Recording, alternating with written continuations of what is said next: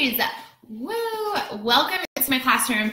I know that you're probably not going to get the notification just yet, so there'll be people hopping on, but I will start in case you are watching the replay. Oh, we have a pup here. We just, we're fostering a puppy. It's not a puppy, she's 2. And she wants to come join our show. But anyways, let's get started on some things. So I do value your time. So I want to show you just some of the props that I use. If you've ever seen a YouTube video, you've probably seen like, holy crap, those teachers have a ton of props. They have puppets, they have like, I don't know, lightsabers, they have all these things, and you're like, I'm not that. Like, I'm totally not that person that invested hundreds of dollars into this, because this is a part-time gig for me and this is a short-term gig for me. So I have, I think I've spent $14 total on everything for teaching online. So let me just show you a couple of those things. Number one, I got the cheapest set of headphones. These were from Amazon. I think that they were about $6 or $8 on Amazon. They work fine. Sometimes I will say, when I have taught like 6 classes in a row, my head, my ears do kind of hurt from it. So maybe investing in another pair later on, maybe not, and just dealing with that it feels a little uncomfortable. But these are super handy. You do not need to have these to start your interview. You don't. I didn't have them. And then I spent $1 on this whiteboard. I think I got it from the Target dollar section. So yeah, that's what, like $8 or $9 so far. And then the other thing that I did do was I printed these things in color. We don't have a color printer, but I printed these in color. All of the pages I had printed, it cost $7 at Office Max. And after I spent that, I was like, I don't really need to be spending that much money on things. So I've just been kind of using things that I already have at my house to make things. So for example, I used to teach kindergarten, but I don't have any of my things here in Atlanta. So I made my own flashcards. I found some Velcro that we had in the house, but I made these on note cards that we already have. If you want to go out and buy flashcards, cool. These are another thing we had. I had these shape cards, but they're $1. I would say, especially if you are just starting the interview process, do not invest a ton of money in this, because only 10% of applicants are hired, and I don't want you to spend like $30 or $40. I had someone do that a couple of months ago, and then she didn't get hired, and she was like, and I was like, just like use what you have. And then even my background, this was leftover fabric that we had from a project, and all of my things here, this is literally white copy paper. I folded it in half and I drew pencils and I colored them myself. Everything here, like, this is just white copy paper. I'm not spending hundreds of dollars on things. So, all right, we got some people on here. Let's get started, because I do value your time. So, who I am Jacqueline Riccio. If you don't know me, you might be one of Jenny or Christina's friends. But Jenny is actually the person that got me started on teaching with VIP Kid, and Christina is my friend. We all taught in Chicago public schools. We all live in different areas of the country right now. But a little bit about me, I taught in CPS for 6 years. In kindergarten, I also taught 2nd grade for a year in Berwyn, and then I taught 3rd grade once we moved down here to Atlanta. And I always thought I wanted to be a teacher, but the amount of stress, the anxiety, it just got to me. When I was in CPS, I had like 34 kindergartners. It just wasn't something I could see myself doing for life. And once I left teaching, I was like, I have no clue what I'm going to do, no clue. And I got started coaching with Beachbody and did that for a couple of years. And once I started teaching with VIP Kid, I saw a post that Jenny had posted, didn't even know her, reached out to her and was like, what is this? Like, what is this about? I keep seeing Facebook ads. What is this? Is this a scam? And she was like, hey, I actually used to teach for CPS as well. It's not a scam. I make money all the time. And it's easy. And when I say it's easy, it is a lot easier than teaching in a classroom with 30 kids. It is so much easier. You do need energy, and you do need to like work things around, but it is so much easier than having 30 little beings right in front of you and having to deal with classroom management, having to deal with testing. Like, it's so much easier than that, but it's still super fulfilling. Like, I can't even explain it. Like there's someone on the other side of the world that knows my name. Like there's several people. I think I've had like 150 students, like all of these kids that know me. I have about 10 regulars that know me. And when I open my schedule and see that their name is on my schedule, I'm just like, oh, this is so exciting. And I'm so excited to see Serena and Luke and all these kids. So yeah, so I want to be up in front, honest about the money. Like once I saw how much money I was making with VIP Kid, I quit Beachbody. I was like, I'm not making any money with that. I'm not good at building a team. I hate selling. I do like teaching and I do like helping people. And so right now I am using Teaching with VIP Kid, my side gig, the thing I'm doing to make money while I work on my passion career, which is creating my own running coaching business for runners, for women. So it's been really great that I can make this income and not have to worry about how I'm going to pay for the bills because I have this.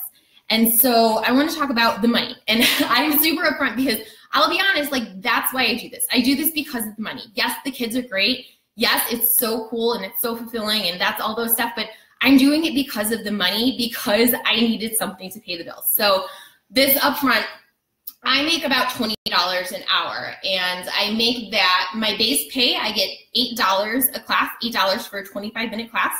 I get an extra $1 for starting it on time and an extra $1 for finishing on time and sending my feedback in. So it's $10 for a 25-minute class.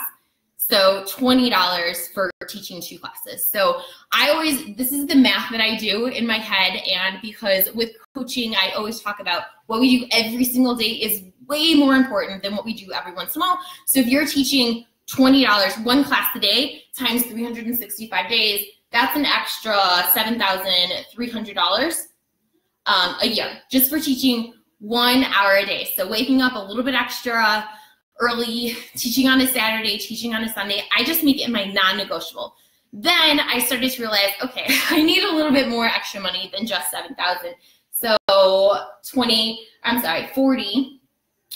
365, that'll give you double that, and that's $14,600. And then if you do 60, if you teach 3 hours a day, which is what I do now, is teach 3 hours a day, that comes out to $21,900. So this is not livable. I can't survive on $21,000, but this is something that I have in addition to another part-time job while I work on my passion career. So for you, if you're looking at this and you're like, I don't have a job right now, or I have a job, I teach full-time and I could use a little bit extra money, you can see yourself in one of these categories and just think about like, what could I do with an extra $7,000 a year? What could I do with an extra $21,000 a year? Probably some really big things. And you have to remember, like, this is it. Like, I'm in my kitchen right now. That is my cabinet and my fridge there. There's my door. This whole thing is, that's it. Like, it's just right there. So you're not spending money on commuting. I used to work at a tutoring center in the South Loop. I had to drive 25 minutes to get there. I made $15 an hour, and I taught 5 kids at a time, and they were all working on different things. It was awful. I hated it. It was not good money. It was not good for the kids. It was not fulfilling. It was something I dreaded going to, and now it's like I teach for 3 hours in the morning. Then I go and shower, and I start my day and do things. And so it's working out pretty well. My goal every month is to make $1,000, and then I keep raising it. When I first started, I made $16 in July. In August, I only made $140, and that's because of the schedule. So you're not gonna get, like, this isn't a job like when you work at a tutoring center or you work at Target or something. You're not gonna get 20 hours a week right off bat. You're gonna have to like build your clientele. You'll open slots. Parents will look and see like, hey, do I want my kid taking a class with you? And they'll decide if they want to book with you. So it does take some time. You're not gonna make $1,000 right off the bat.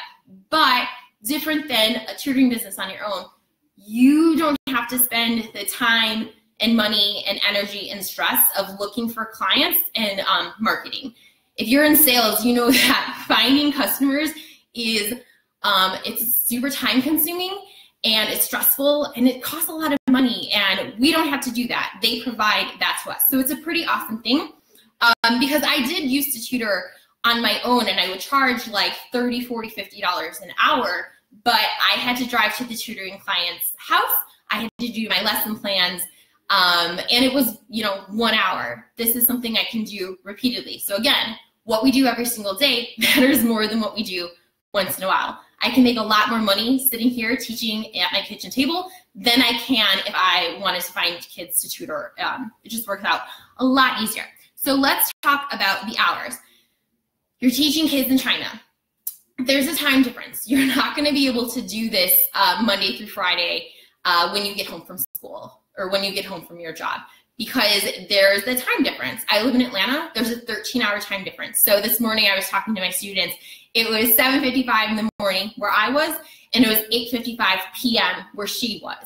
So she was going to bed. I had just woken up. So it's something that you want to keep in your mind. During the school week, during Monday through Friday, I teach in Atlanta. I teach 6 a.m. to 9 a.m. My friend Christina, that is in Seattle, I believe she wakes up super early, around like 4 or 5 a.m. and teaches. And Jenny is same thing. I think she's in Central, so her hours are a little bit different. So you have to see, what works for you. But don't worry, everything is like scheduled really well with VIP Kid. You don't have to worry about time zones. Everything is on there for you. And I think that's the really cool thing, is that if you start looking at people's blogs, you'll see like a lot of people use this as a source of income while they're traveling. So there's like a lot of teacher blogs of people that are living abroad and using VIP Kid as their source of income, and they're still able to travel and go to all these places. And, like I was at home in Chicago for the marathon a couple months ago, and I taught from my parents' counter, kitchen table, and then a couple weeks ago, we took a road trip to Alabama, and I just taught from the bathroom. I set up some chairs. I brought some props, and I taught from the bathroom. It totally worked. But that's not to say that you have to stick to that schedule. If there is a time that you are traveling and you don't want to teach, you just don't open slots, and parents can't book with you. But so it's kind of cool. You get to be your own boss. You get to open your schedule when you want to. No one is telling you, hey, Jacqueline, you have to teach this. Like, hey, you just took last Sunday off. What do you mean you're taking another Sunday off? If I don't want to teach on a Sunday, I don't teach on a Sunday. I just don't open slots. And that's like my Saturday mornings. Saturdays are the only day that I don't teach for 3 hours. I open a class at 6 a.m., so it forces me to get out of bed. And then I'm done at 6:30, and then I am free to go running on my own or to go to my running club and meet up with them. But so I only teach for that half hour. So I only make $10 on Saturday, but it gets me out of bed and it gets me going. All right, so those are the hours, 13 ahead. All right, let's talk about the lessons. The lessons are super scripted. There is a thing on the bottom of the lesson that tells you what to teach. A lot of it is letters, especially with the little kids. You're gonna have, and I know some of you saw the lesson, but it's like the letter M. So you will just work on the phonics. There are things with shapes. When you get to the higher levels, your kids are just basically reading passages and you're listening for pronunciation. And a lot of times it is like verb and subject agreement. Sometimes kids leave off an S or they add an S. I had a kid today that kept saying fox instead of foxes or use instead of uses. So you're just listening for those things and correcting it. It's not rocket science. These are things that you learned when you were in elementary school and you probably just need a refresher, but it's something that you can be taught and you can learn it. Definitely. There are things that when I first started teaching, I was like, I don't really know how I'm supposed to teach this. But guess what? We're all beginners. We all figure it out and we learn.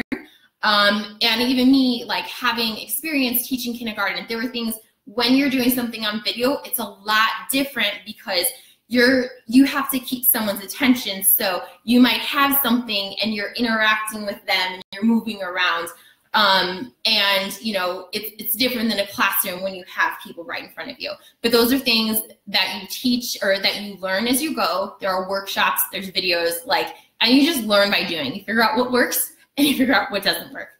All right, so let's talk about TPR. So TPR stands for Total Physical Response. And again, especially because we are in this space where you're not right next to a kid, you're gonna have to do things to keep them engaged. So the basic things are when you are talking, you want the child looking at your mouth. So you're gonna point here so that they're focusing on your mouth. And then when you have given them a question and you want them to answer or you want them to read something, you're gonna cup your ear. So that's like the signal to them, like, oh, the teacher wants me to talk now. Because you can't say to them, hey, all right, it's your turn. they don't know what that means. They don't speak English. So those are just kind of I might say something like, I see a bike. And I say it very slowly, I see a bike. And then I listen. They might not say anything. You're just going to have to work with them. And you might say, I see a, and then you go back and forth. Again, practice, you'll figure it out. It's not that hard, I promise you. Let's see. And that's something that I love about the lessons is that it's scripted. I used to spend Sunday nights, Saturday and Sundays, being super stressed out about the week, making everything like fall in line, making sure that my students' needs were met, making sure I was meeting Common Core State standards, making sure all of these things, right? All of these lessons are already written out for you. And that goes back to the other bonus of we don't have to write the lesson plans. So all of that time that you spend when you work in a public school on writing lesson plans and you're not paid for those things, everything is written out for you already. There are times that I look at this curriculum and I'm just like, oh, what is this? But also there's a little, as you get more practice and you do it, you're like, okay, let's get this done. And then we're going to add more. I'm going to ask you some additional questions. I'm going to dig a little bit deeper. But it's always super helpful to have that lesson plan there so you're not like, I don't know what to teach. Especially when I first started, I stuck to it to a T and didn't really add anything extra because I didn't know. But the more you do it, the more you're like, oh, okay, I think that this kid can understand things a little bit better. I'm going to dig a little deeper. And that's another thing. I had zero ESL experience. I had no experience working with kids that did not speak English. I don't know Chinese. And I had never taught online. So I had no experience doing this stuff. These are things that I've learned how to do in the last 5 months. I think it's been 5 months that I've been teaching. I'm definitely far from perfect, but I have gotten better. And that's just how we learn. We learn by doing. We don't learn by being afraid and not even trying. All right, cool. And even like this is my first time doing a video like this. It might go well, it might not. We learn by trying. Okay, so taxes, you are an independent contractor, so you are responsible for setting aside money. Don't spend your whole paycheck when you get it. Make sure you set money aside so that you don't find yourself in trouble having to pay taxes. So just set a chunk of it aside in a separate bank account. All right, so let's talk about the interview. And I know a lot of this is rushed, but if you have questions, you can post it below and we will help you out. The interview, some basic tips is practice. That's it. Practice, practice, practice. I've sent everyone that's applied with me, and I'm their mentor teacher, I've sent you video of myself and a couple other videos that were helpful. The one thing that Jenny, my mentor teacher, told me was, if you don't practice, you're not going to get hired. All of the people that she had, all of her other fellow teachers that didn't practice, but were just like, oh, I've been teaching for 15 years. I know how to do this. And they didn't practice. They're the ones that didn't get hired. So I was like, okay, even though we have this teaching experience, we're all at zero because none of us have done this before. We've never taught kids in China before. None of us know what the heck we're doing. So it was like, I need to learn what the heck this is. I need to learn their methods and just practice. I just need to practice it, especially with the phonics. And this is something, especially in kindergarten, you have to be very careful, or with the young kids, is not adding an so the letter N says N, it does not say N. M says M, and you can do the motion that goes with it. It says M, it does not say M. The reason being, when kids start to sound out words, if they learn that this is M, and they go to sound out the word mat, they'll be like at, and then it just doesn't make sense. Or when they go to write it, they would write M-U-A-T. So that is something that they are sticklers on, is making sure that you know what sounds the letters make, and you don't have to feel embarrassed if you don't know. I remember this, a lot of parents of kindergartners, they I don't know what sound this makes, because you already know how to read, so you don't ever break down phonics, but that's something to practice, and there are videos on what sounds and what TPR is and what the phonics are. Let's talk about props. I did not have a ton of props for my first interview. The person was like, hey, just put up a background. So that's when all I put up was this green fabric, just to make it a little bit livelier. Actually, I might have put something up that said Teacher Jacqueline, and then I grabbed the whiteboard and my headphones, and I made a couple flashcards on paper. That's all I had for props for my first couple lessons. Again, I didn't want to invest a ton of money in case I didn't get hired. So I would suggest that. Make your classroom as warm as you can with the things that you already have. If you don't have fabric, but you do have a colorful sheet, put that up. Your kid has, I don't know, a Care Bear sheet, you can put that up. Headphones, I would use those for your second interview. And then just make some flashcards. If you have the lesson, I see a bike, draw a bike on a flashcard. And write, I see a bike. If you have the letter M, put that up. You have the letter X, you have the Chinese flag. Just a couple of things. Again, didn't have a color printer. Everything I had, I drew and colored myself. All right, so let's talk schedules. So again, I talked a ton about let's see if I can get it up here.